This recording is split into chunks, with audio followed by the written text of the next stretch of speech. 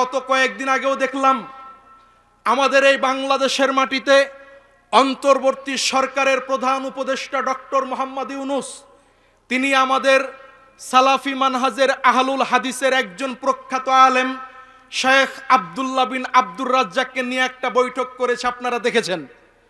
এই বৈঠকটাকে কেন্দ্র করে আজকে সারা বাংলাদেশের এমনকি আমাদের নিজেদের ঘরের আহলুল হাদিস সালাফি আলেম পর্যন্ত এর বিরোধিতা করতে, এর প্রতি বিষোদ্গার করতে তারা বিন্দুমাত্র দ্বিধাবোধ করছে না। অথচ এটা আমাদের জন্য গৌরবের, আমাদের জন্য এটা সম্মানের। আমরা ইতিপূর্বেও দেখেছি কোনো বিগত সরকার এবং বর্তমান সরকার রাষ্ট্রীয় কোনো কাজে, রাষ্ট্রীয় দায়িত্বে আহলুল হাদিস সালাফি আলেমদেরকে ডাকে, কথা বলেন, সালাফি আলেমদেরকে ডাকে না। কিন্তু আমাদের ঘর থেকে আমাদের ভাই অত্যন্ত মেধাবী আলেম আব্দুল্লাহ বিন আব্দুর রাজ্জাক, তাকে সরকার ডেকেছে। এটাতে আমাদের কলিজা, আমাদের অন্তর বড় হওয়ার কথা নাকি ছোট হওয়ার কথা? বড় হওয়ার কথা। এটা আমাদের জন্য অত্যন্ত গৌরবের এবং গর্বের বিষয়। কিন্তু এই বিষয়টাকে কেন্দ্র করে অনেক আলেম পর্যন্ত জলঘোলা করছে। কি বলছে? যে আব্দুল্লাহ কেন যাবে, ও বাচ্চা ছেলে, ও কেন যাবে, আরেকজনকে কেন পাঠাইলো না, অমুক গেলে ভালো হতো। আচ্ছা, আপনাকে এ কথাটাও মনে রাখতে হবে, আল্লাহর নবী বলছেন একজন মুসলিমের প্রতি আরেকজন মুসলিমের 6টা হক। তার একটা হলো যখন তাকে দাওয়াত করা হবে, যখন তাকে ডাকা হবে, তার ডাকে সাড়া দিতে হবে। আব্দুল্লাহ ভাইকে ডেকেছে, বরং আব্দুল্লাহ সেখানে গিয়েছে। আজকে আপনি এখানে রাগান্বিত কেন হচ্ছেন? আশ্চর্য ব্যাপার। এটা তো আমাদের গৌরবের বিষয়। আব্দুল্লাহকে ফেস দেখে, চেহারা দেখে ডাকে নাই। বিগত সরকারের আমলেও ছাত্র আন্দোলনের ক্ষেত্রে যারা অগ্রণী ভূমিকা রেখেছেন, ছাত্র আন্দোলনের পক্ষে যারা বলিষ্ঠ অবদান রেখেছেন, মুখে কলমে মিডিয়ায়, তাদের মধ্যে আহলুল হাদিস আলেমদের অন্যতম একজন ছিলেন শেখ আব্দুল্লাহ বিন আব্দুর রাজ্জাক। কথা বলেন ঠিক কিনা? যার কারণেই তার অবদান রয়েছে বিধায়, তার যোগ্যতা রয়েছে বিধায় তাকে সেখানে ডেকেছে। আমার যোগ্যতা নাই, এজন্য আমাকে সেখানে ডাকে নাই। তবে অনেক আলেম ওলামাকে ডেকেছিলেন, তারা বিভিন্ন ব্যস্ততার কারণে যেতে পারেনি। এখানে কষ্ট পাবার কিছু নাই। তবে আমরা এটাতে আনন্দ বোধ করি, এটাতে আমরা অত্যন্ত গর্বিত যে আমাদের ঘর থেকে একজন ব্যক্তিকে মাননীয় অন্তর্বর্তী সরকারের প্রধান উপদেষ্টা তাকে ডেকেছিলেন। কিন্তু আমরা এখানে আরেকটি বিষয় যোগ করতে চাই। এই বিষয়টাকে কেন্দ্র করে বর্তমান আমাদের অনেক যুবক দিনী ভাইয়েরা, আমাদের বাংলাদেশের প্রখ্যাত আলেম, সারা ভারতীয় উপমহাদেশে আহলুল হাদিস সালাফি দাওয়াতের ক্ষেত্রে যার অগ্রণী ভূমিকা রয়েছে, তার মধ্যে অন্যতম একজন আলেম হলেন প্রফেসর ডক্টর মোহাম্মদ মুসলিহুদ্দিন। কথা বলেন ঠিক কিনা? ডক্টর মোহাম্মদ মুসলিহুদ্দিনকে অনেকে তাচ্ছিল্য করছেন, তার বিরুদ্ধে কথা বলছেন। আপনাকে আমাকে মনে রাখতে হবে, আব্দুল্লাহ ভাই যেমন আমাদের অন্তরের হৃদয়ের স্পন্দন, একইভাবে আহলুল হাদিস সালাফিদের ডক্টর মুসলিহুদ্দিন সহকারে প্রত্যেকটি আলেম আমাদের হৃদয়ের স্পন্দন। কথা বলেন ঠিক কিনা? অতএব আমরা আব্দুল্লাহ ভাইকে উপরে উঠাবো, আরেকজন শায়েখকে, আরেকজন ব্যক্তিকে আমরা নিচে নামাবো, এইটা কোনো মুসলিম ব্যক্তির পরিচয় হতে পারে না। তাহলে আপনি অপরাধী হয়ে যাবেন। নবী সাল্লাল্লাহু আলাইহি ওয়াসাল্লাম তিনি বললেন, দুনিয়ার মানুষ তোমরা মনে রেখো, ইয়াকুমুল হাসাদ, তোমরা হিংসা করা থেকে বেঁচে থাকো, তোমরা হিংসা করা থেকে বেঁচে থাকো। ফাইনাল হাসাদা ইয়াকুলু মিনাল হাসানাত, ফাইনাল হাসাদা ইয়াকুলুল হাসানাত কামা তাকুলুন নারুল হাতাব। আল্লাহর নবী বললেন, তোমরা হিংসা পরায়ণ হও না, তোমরা ব্যক্তি হিংসা পরায়ণ হও না। কেন? মানুষ হিংসা করলে তার আমলকে ওইভাবে নিঃশেষ করে দেওয়া হয়, হিংসা মানুষের আমলকে খেয়ে ফেলে, যেমনই ভাবে আগুন কাঠকে জ্বালিয়ে নিঃশেষ করে দেয়। আগুন জ্বালিয়ে দিলে যেইভাবে কাঠ জ্বলে পুড়ে ছাই হয়ে যায়, আপনার আমার অন্তরে যদি হিংসা থাকে, তাহলে আপনার আমার সলাতের নেকি, দানের নেকি, কুরবানির নেকি আল্লাহর নিকট গ্রহণযোগ্য হবে না, সবই ধূলিসাৎ হয়ে যাবে, ছাই হয়ে যাবে। অতএব আমি যদি আপনার পিছনে লেগে হিংসা করি, তাহলে আমি হিংসার আগুনে জ্বলে পুড়ে মরবো, কিন্তু আল্লাহ সম্মান বাড়িয়ে দিবেন আপনার। আপনি যদি আমার পিছনে লেগে হিংসা করেন, আল্লাহর নবী বললেন, একজন মুসলিম যদি আরেকজন মুসলিমের পিছে লাগে, আল্লাহ স্বয়ং ওই ব্যক্তির পিছে লেগে যান, আর আল্লাহ যেই ব্যক্তির পিছে লাগেন আল্লাহ তাকে তার ঘরেই অপমানিত করেন, বলি নাউজুবিল্লাহ। আজকে আমি যদি আপনার পিছে লাগি তো আল্লাহ আমাকে অপদস্থ করবেন, এই কথা আল্লাহর নবী বললেন। নবী সাল্লাল্লাহু আলাইহি ওয়াসাল্লাম তিনি বললেন, লা ইয়াজতামিয়ানে ফি কলবি আবদিন ঈমান আল হাসাদ। দুনিয়ার মানুষ তোমরা মনে রেখো, কোন বান্দার অন্তরে একসাথে দুইটা জিনিস থাকতে পারে না। আশ্চর্যজনক হাদিস, আপনি মনে রাখবেন। আল্লাহর নবী বলছেন কোন বান্দার অন্তরে একসাথে দুইটা জিনিস কোশ্চিন কালেও থাকবে না। একটা হলো ঈমান, আরেকটা হলো হিংসা। তার মানে যার অন্তরে হিংসা আছে তার ঈমান নাই, যার অন্তরে হিংসা আছে তার ঈমান নাই, যার অন্তরে হিংসা আছে তার ঈমান নাই। এই কথা আল্লাহর নবী বলেছেন। আল্লাহর নবী বলেছেন শোনো, আর যার অন্তরে ঈমান আছে ওই ব্যক্তি হিংসুক হইতে পারে না। আপনি কেন হিংসা করেন? আপনি হিংসা করে কি ক্ষতি করবেন? সম্মানিত হাজিরিন, অতএব হিংসা বিদ্বেষ থেকে আমাদের দূরে থাকতে হবে। আজকে মসজিদ মাদ্রাসায় বলেন, আজকে ইসলামী জালসা, ইসলামী সম্মেলন করবেন ওইখানে বলেন, আজকে ভাইয়ে ভাইয়ে বলেন, আজকে মুসলিম দলের মধ্যে বলেন, বিভিন্ন জায়গায় আজকে হিংসার ছড়াছড়ি। আল্লাহর নবী বললেন খবরদার, যেই ব্যক্তির অন্তরে ঈমান আছে তার অন্তরে হিংসা থাকবে না, আর যার অন্তরে হিংসা আছে ওই লোকের ঈমান থাকতে পারে না। এই জন্য হিংসা মুক্ত না হতে পারলে আপনার ঈমান পরিপূর্ণ হবে না। হিংসা মুক্ত না হতে পারলে আপনার ঈমান পরিপূর্ণ হবে না। এই জন্য আপনাকে ঈমান পরিপূর্ণ করতে হলে হিংসা মুক্ত থাকতে হবে। আল্লাহ তৌফিক দান করুন, বলি আল্লাহুম্মা আমিন। বলছিলাম জবানের হেফাজত। সাহাল ইবনে সাদ রাদিয়াল্লাহু তাআলা আনহু তিনি বলেন, রাসূল সাল্লাল্লাহু আলাইহি ওয়াসাল্লাম তিনি বলেছেন, মাইয়াযমানু লি মা বাইনা লাহইহি ওয়া মা বাইনা রিজলাইহি আযমান লাহুল জান্নাহ।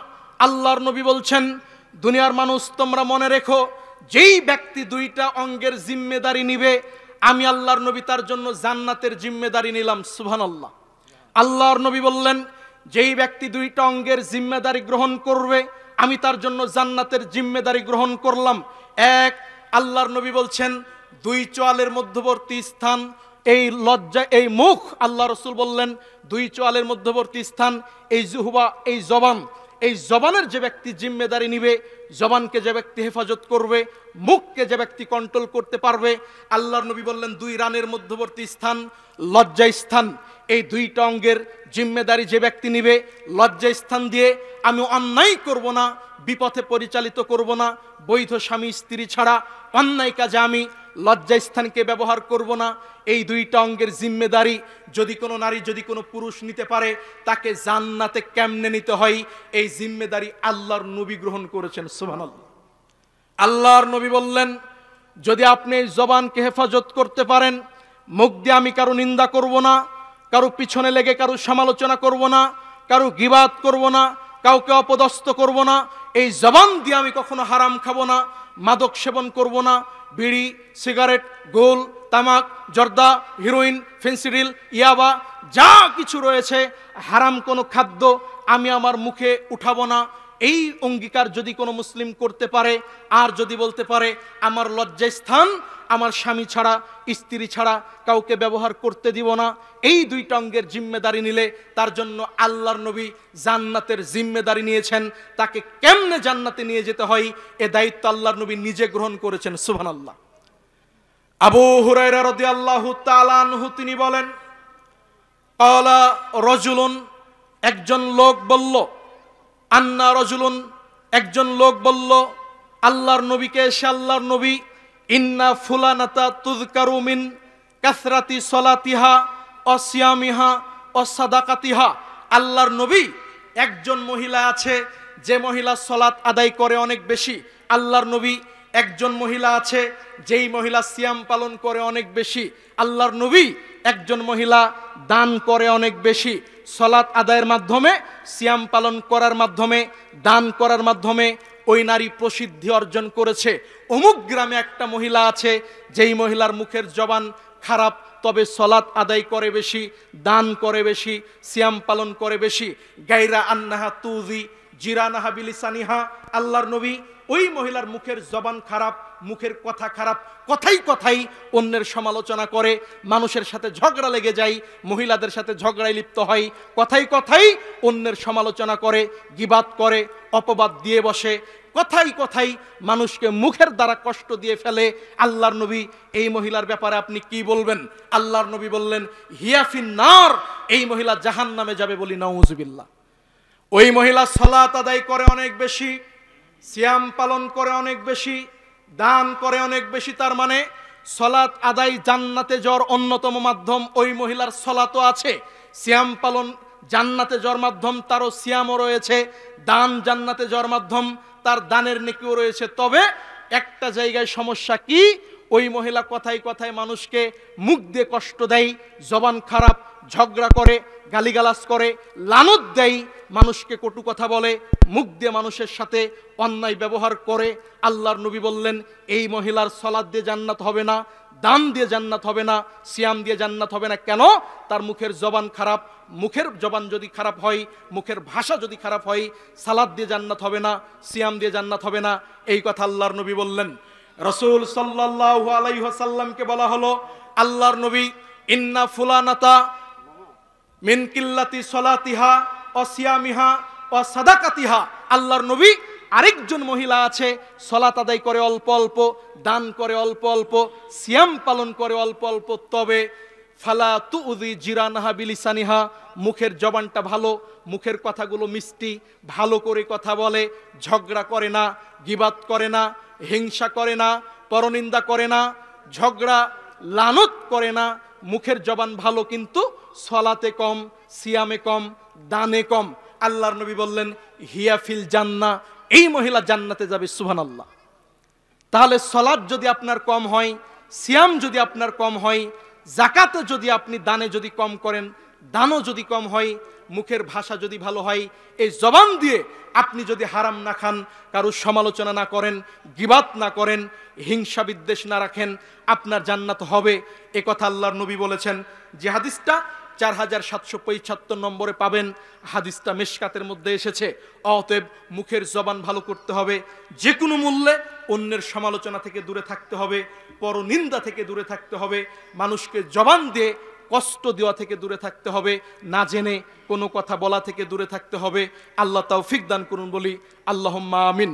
এই জবানকে হেফাজত করলে জান্নাত হবে, এ কথা আল্লাহ রসুল বলছেন। আল্লাহ রসুলকে বলা হলো যে, আল্লাহর নবী, মানুষ বেশি বেশি জাহান্নামে যাবে কেন আপনি বলেন?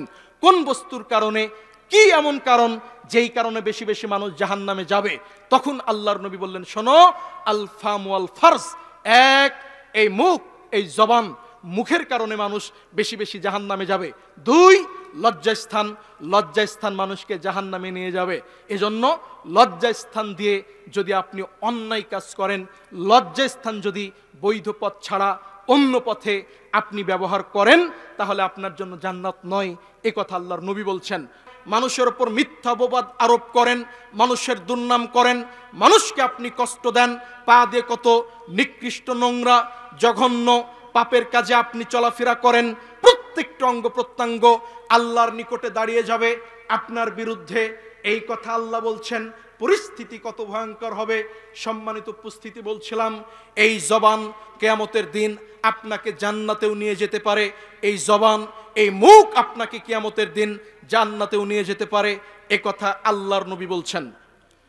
উকবা ইবনে আমির রাদিয়াল্লাহু তাআলা আনহু তিনি বলেন, রাসূল সাল্লাল্লাহু আলাইহি ওয়াসাল্লামকে জিজ্ঞাসা করলাম, ইয়া রাসূলুল্লাহ, হে আল্লাহর রাসূল, মান নাজাত, বাঁচার পথ কি? কিভাবে পরকালে মুক্তি পাওয়া যায় একটু বলেন। উকবা ইবনে আমির বলছেন, আল্লাহর নবীকে বললাম, আল্লাহর নবী, মান নাজাত, বাঁচার পথ কি? কিভাবে পরকালে মুক্তি পাওয়া যায়, কিভাবে জান্নাতে যাওয়া যায় একটু বলেন তো। আল্লাহ রাসূল, কিভাবে কঠিন কিয়ামতের দিন আমি মুক্তি পাবো, মুক্তি পেতে পারি একটু বলেন। তখন আল্লাহর নবী বলছেন, আমলিক আলাইকা লিসানাক, মজ উকবা ইবনে আমির, শোনো, তুমি তোমার এই জবানকে সংরক্ষণ করো। এই মুখ দিয়ে কারো গীবাত করিও না, মুখ দিয়ে হারাম দ্রব্য ভক্ষণ করিও না, এই মুখ দিয়ে কারো বিরোধিতা করো না, এই মুখ দিয়ে কারো সমালোচনা করো না, এই মুখ দিয়ে কারো নামে মিথ্যা অপবাদ আরোপ করো না, এই মুখকে যদি তুমি কন্ট্রোল করতে পারো, জবানকে যদি তুমি হেফাজত করতে পারো, তোমার জান্নাত হবে। এই কথা আল্লাহর নবী বললেন। সহিহ বুখারীর হাদিস। মুআয ইবনে জাবাল রাদিয়াল্লাহু তাআলা আনহু তিনি বলেন, 2616 নম্বর হাদিস, তিরমিজিতে পাবেন। মুআয ইবনে জাবাল বলছেন যে আল্লাহর নবীকে একদা আমি বললাম যে আল্লাহর নবী, আখবিরনি বিআমালিন ইউদখিলনিল জান্নাহ ওয়া ইউবাইদনি আনিন নার। আচ্ছা আল্লাহর নবী, একটা আমলের কথা একটু বলেন না, যে আমল করলে আমি জান্নাতে যেতে পারবো, জান্নাত আমার জন্য সহজ হবে, এবং যেই আমলটা করলে আমার জন্য জাহান্নাম থেকে দূরে থাকা যাবে।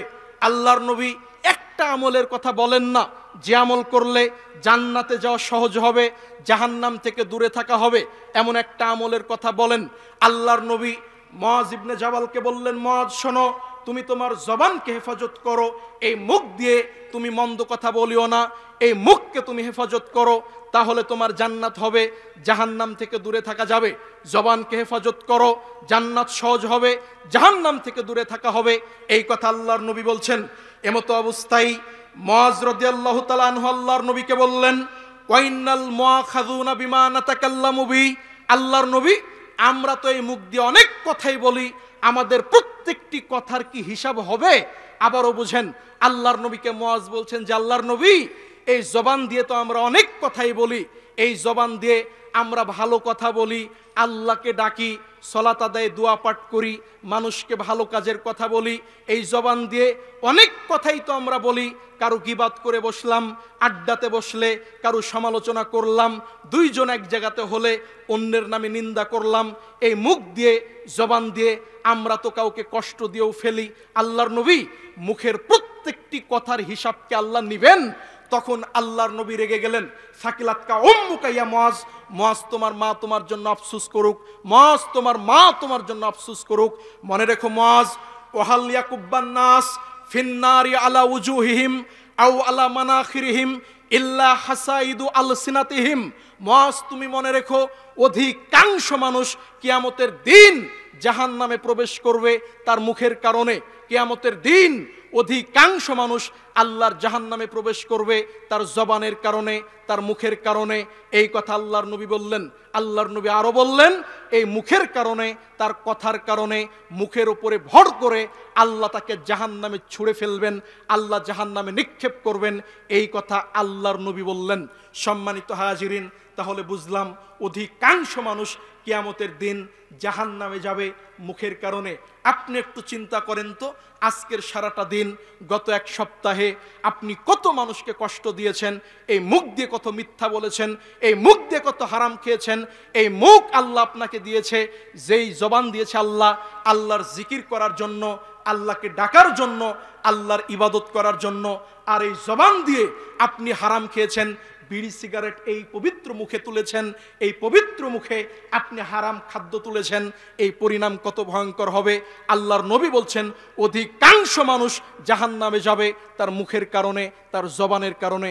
এই কথা আল্লাহর রাসূল বললেন। আল্লাহ রাব্বুল আলামিন তিনি বলছেন, ইয়া আইয়ুহাল্লাযীনা আমানু, হে দুনিয়ার মানুষ, ইমানদারগণ, তোমরা মনে রেখো, লা ইয়াসখার কওমুন মিন কওমিন, একজন মানুষ, একজন ব্যক্তি, কোন সম্প্রদায় যেন আরেকজন সম্প্রদায়ের দুর্নাম বদনাম না করে, একজন ব্যক্তি যেন আরেকজনকে তাচ্ছিল্য না করে, একজন ব্যক্তি যেন আরেকজন ব্যক্তিকে উপহাস না করে, ঠাট্টা বিদ্রুপ না করে। আল্লাহ বলছেন, আসা আইয়াকুনু খায়রাম মিনহুম, হতে পারে যেই ব্যক্তি তার নিন্দা করছে তার চাইতে নিন্দাকৃত ব্যক্তি উত্তম। তার মানে আমি আপনার নিন্দা করছি, আমি আপনাকে উপহাস করছি, হতে পারে আমার চাইতে আপনি উত্তম। এই কারণে আল্লাহ বললেন, দুনিয়ার ইমানদার, খবরদার তোমরা একজন ব্যক্তি আরেকজনের উপহাস করিও না, আরেকজনকে কষ্ট দিয়ে কথা বলিও না, আরেকজনের প্রতি নিন্দা করিও না। একইভাবে বলছেন, দুনিয়ার ইমানদার নারীগণ, তোমরাও একজন নারী আরেকজনকে উপহাস করিও না, বিদ্রুপ করিও না, তাচ্ছিল্য করিও না। কেন? যেই মহিলা উপহাস করছে, যার উপহাস করা হচ্ছে, হতে পারে ওই নারী আল্লাহর নিকট বেশি প্রিয়, বেশি উত্তম। এরপরে আল্লাহ বলছেন ঈমান আনয়ন করার পরে সবচাইতে পাপের কাজ, নিকৃষ্ট কাজ হলো একজন মুসলিম আরেকজনকে কটু কথা বলবে, মন্দ নামে ডাকবে, তুচ্ছ নামে ডাকবে, নিকৃষ্ট নোংরা নামে ডাকবে। ঈমান আনয়ন করার পর এটা হলো অন্যতম বড় পাপের কাজ, এই কথা আল্লাহ বললেন। তার মানে আজকে আপনি দেখেন আপনার সমাজে এমন অনেক ব্যক্তি রয়েছে যাদের সুন্দর একটা নাম আছে, আব্দুর রহিম, আব্দুল করিম, কিন্তু তাকে এমন নামে ডাকা হয় যে মানুষ তার ভালো নামই জানে না। আল্লাহ বলছেন এটা পাপের কাজ, এটা অন্যায় মন্দ কাজ। একজন ব্যক্তিকে তুমি খারাপ নামে, মন্দ নামে অভিহিত করবে, মন্দ নামে ডাকবে, এটা নিকৃষ্ট নোংরা কাজ। অতএব খবরদার, ঈমান আনয়ন করার পর একজন মুসলিম আরেকজনকে নোংরা নামে, মন্দ নামে ডাকিও না। এই কথা আল্লাহ রাব্বুল আলামিন তিনি বললেন। সম্মানিত দিনী মুসলিম ভাই বোন, এজন্য বলছিলাম প্রতিনিয়ত আমরা এই জবান দিয়ে অনেক কথা বলি যার পরিণাম আমরা চিন্তা করি না, অথচ ওই কথার কারণে আপনাকে জাহান্নামে যেতে হবে এটা আপনি বোঝার চেষ্টা করেন না। আল্লাহর নবী বলছেন ইন্নাল আবদালা ইয়াতাকাল্লামু বিকালিমা, দুনিয়ার মানুষ তোমরা মনে রেখো, মানুষ তার জবান দিয়ে এমন কতক কথা বলে যার পরিণাম কি হবে চিন্তা করে না। এমনিতেই না জেনে একটা কথা বলে বসলো, না বুঝেই কাউকে মন্দ নামে ডেকে ফেললো, না বুঝেই কারো নামে গীবত করে ফেললো, না বুঝেই কারো নামে উপহাস করলো, কারো নামে অপবাদ আরোপ করলো, না জানেই কাউকে তুচ্ছ তাচ্ছিল্য করলো। অথচ আল্লাহর নবী বলছেন এর পরিণাম চিন্তা করে না। আবআদা মিম্মা বাইনাল মাশরিক ওয়াল মাগরিব ইয়াজিল্লু বিহা ফিন্নার, এই কথার কারণে আল্লাহ তাকে জাহান্নামে নিক্ষেপ করবেন, বলি নাউজুবিল্লাহ। তার এই মুখের কারণে, কথার কারণে আল্লাহ তাকে জাহান্নামে নিক্ষেপ করবেন, যার পরিণাম সে বোঝার চেষ্টা করে না। এই যে আমি কথাটা বললাম, পরিণাম কি হতে পারে এটা আপনি আমি ভাবলাম না, এই কথাটুকুর কারণে আল্লাহ আপনাকে আমাকে জাহান্নামে নিক্ষেপ করবেন, যার গভীরতা হলো, যার বিস্তৃতি বিশালতা হলো পূর্ব পশ্চিমের ব্যবধান তার চাইতে অনেক বেশি। এই কথা আল্লাহর নবী বললেন। অতএব দিনী মুসলিম ভাই বোন, আপনাকে প্রত্যেকটি কথা বলার ক্ষেত্রে অবশ্যই চিন্তা করতে হবে, অবশ্যই হিসাব নিকাশ করে কথা বলার জন্য চেষ্টা করতে হবে। এই কথা আল্লাহর নবী বললেন। আবু হুরায়রা রাদিয়াল্লাহু তাআলা আনহু তিনি বলেন, রাসূল সাল্লাল্লাহু আলাইহি ওয়াসাল্লাম তিনি বলেছেন, আল্লাহর নবী বললেন, কুনু ইবাদাল্লাহি ইখওয়ানা, দুনিয়ার মানুষ তোমরা পরস্পরে ভাই ভাই হয়ে যাও। একজন মুসলিম আরেকজন মুসলিমের ভাইয়ে পরিণত হয়ে যাও। একজন মুসলিম আরেকজন মুসলিমকে তুমি ভাই মনে করো, শত্রু মনে করিও না। ওয়ালা তাবাগাযু, একজন মুসলিম আরেকজনের প্রতি বিদ্বেষ রাখিও না। একজন মুসলিম আরেকজনের প্রতি হিংসা করিও না। আল্লাহ বলছেন ওয়ালা তাহাসাদু, একজন মুসলিম আরেকজনের প্রতি হিংসা করিও না। আল্লাহর নবী বললেন ওয়ালা তানাজাসু, একজন মুসলিম আরেকজনের পিছনে লেগে গোয়েন্দাগিরি করিও না, তার পাপগুলো অন্যায়গুলো উদ্ঘাটন করার চেষ্টা করিও না। আল্লাহ বলছেন ওয়ালা তাদাবারু, একজন মুসলিম আরেকজন মুসলিমের পিছনে পড়িও না। আবারও বুঝেন, আল্লাহর নবী বললেন হে দুনিয়ার ইমানদারগণ, তোমরা একজন মুসলিম আরেকজনের পিছনে পড়ে তার ক্ষতি করার চেষ্টা করিও না। একজন মুসলিম আরেকজনের দোষ ত্রুটি ঘাটার চেষ্টা করিও না। একজন মুসলিম আরেকজনের প্রতি হিংসা বিদ্বেষ পোষণ করিও না। একজন মুসলিম কারো ছিদ্রান্বেষণ করিও না, গোয়েন্দাগিরি করে তার দোষ ত্রুটি জানার চেষ্টা করিও না। এই কথা আল্লাহর নবী বললেন। অকুনু ইবাদাল্লাহি ইখওয়ানা, মুসলিম মুসলিম ভাই ভাই হয়ে যাও, মুসলিম মুসলিম ভাই ভাই হয়ে যাও। অথচ আজকে দুঃখজনক হলেও সত্য, বর্তমানে আজকে আমরা সারা বাংলাদেশের দিকে লক্ষ্য করলে দেখতে পাই, সারা পৃথিবীর দিকে লক্ষ্য করলে দেখতে পাই একজন মুসলিম আরেকজনকে কিভাবে অপদস্থ করবে, একজন মুসলিম আরেকজনকে কিভাবে হেয় প্রতিপন্ন করবে, একজন মুসলিম আরেকজনকে কিভাবে টেনে নামাবে। আজকে মুসলিমরা সদা সর্বদা এই কাজে ব্যস্ত আছে কিনা এই কথা বলেন। আজকে আমরা